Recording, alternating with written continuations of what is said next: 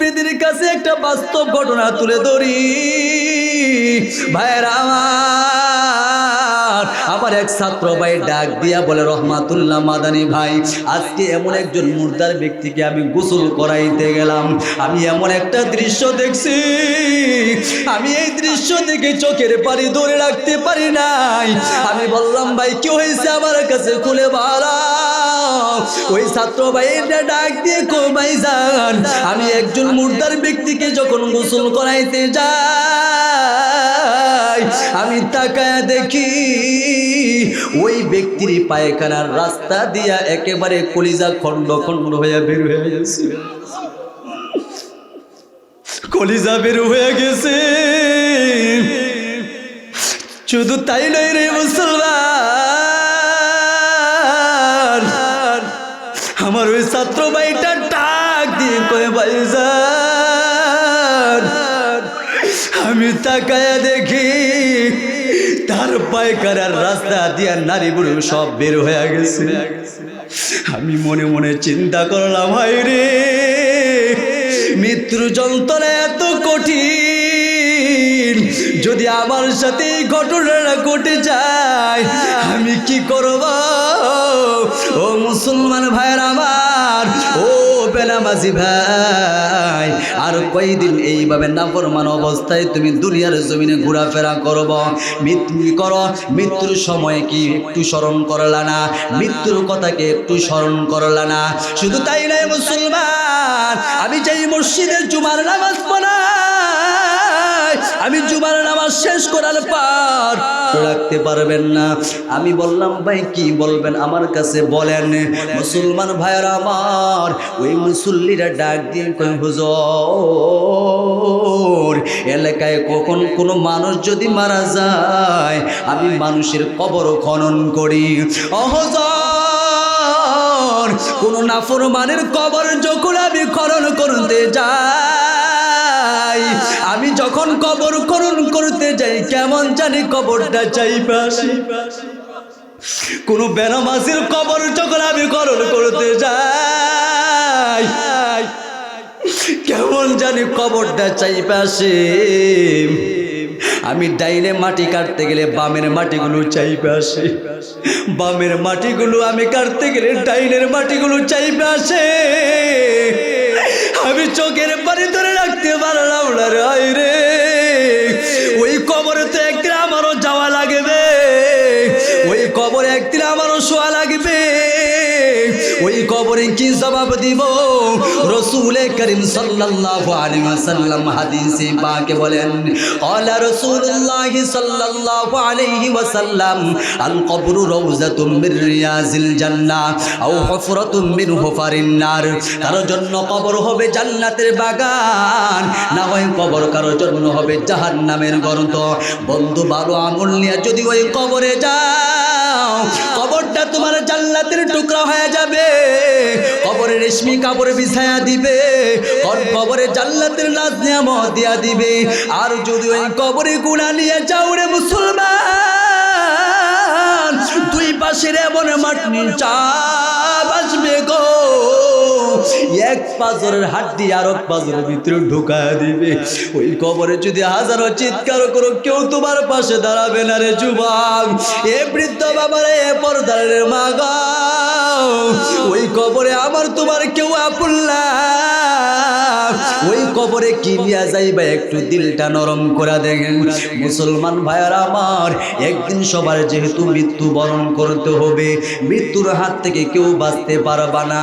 আসার একটা সিরিয়াল আছে, যাওয়ার কিন্তু সিরিয়াল নাই। কথা বলেন ঠিক কিনা?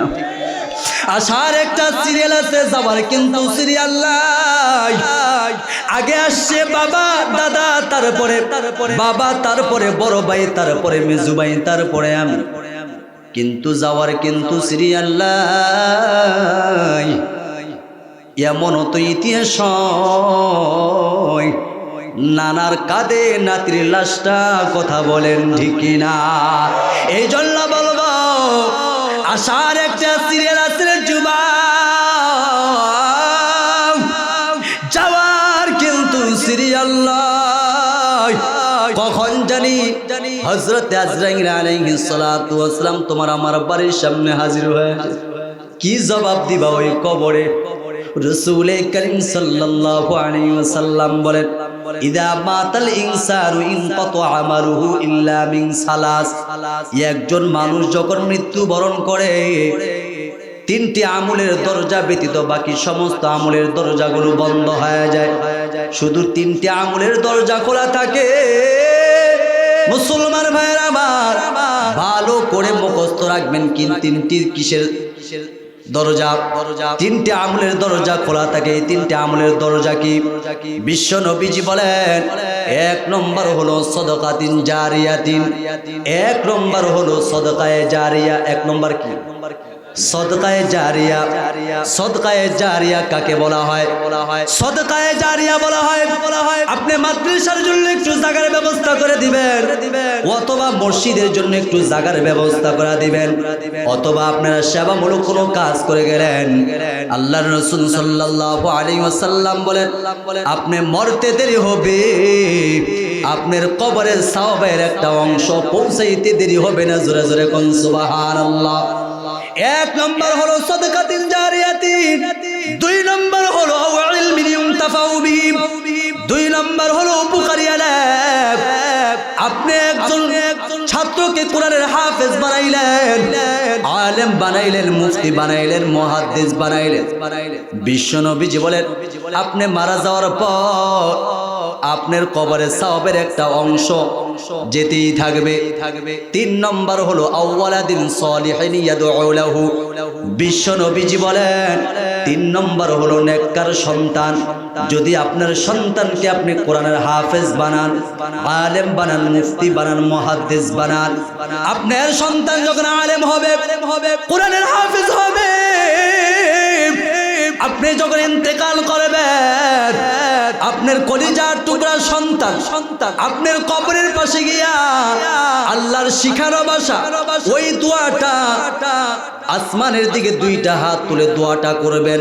সকলে এই দোয়াটি পারি, আমার সাথে বলা যাবে নি, রব্বির হামহুমা কামা রব্বায়ানি সগীরা। সকলে জবান খুলে পড়ি, রব্বির হামহুমা। সন্তান বাবা মার কবরের পাশে গিয়ে দোয়া করবে, আর আল্লাহর ডাক দিয়ে বলবে, আল্লাহ গো ও মালিক, যে মা বাবা আমারে ভুলে নাই, মা বাবার কষ্টের টাকা দিয়ে আমারে লেখাপড়া করাইছে, আজকে ওই মা বাবা অন্ধকার কবরে ঘুমায়। আয় আল্লাহ, মা বাবার কবরে আযাব মাফ করে দাও।